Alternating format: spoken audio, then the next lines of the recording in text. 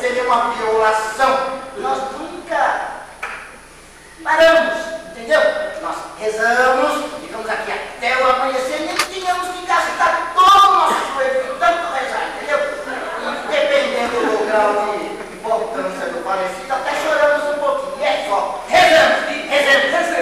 Pai, cheio de graça, Pai nosso que está no céu, em Deus Pai Todo-Poderoso, salve Maria, mãe de Deus. Qual é o nome dela?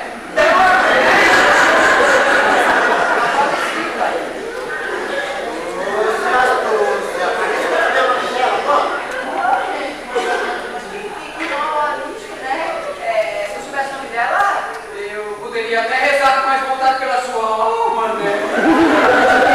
Apenas reze, pode dizer que você tem curiosidade de saber o nome dela. Não. Ela se matou? Não nos diz respeito. Ah, mas é do diabo da burra. Lúcia, você é rezadeiro ou detetive? Vem lá a vida da nossa cliente, não, entendeu? Estamos aqui apenas para rezar, entendeu? Aí a gente sai de manhã, a oraçãozinha toda feita, deixamos os mortos com os seus próprios problemas. Rezemos. Graças a Deus que está no céu, em Deus Pai Todo-Poderoso, salve Maria, misericórdia, Ave Maria, cheia de graça, Pai nosso que está no céu, crê em Deus Padre. Que é isso?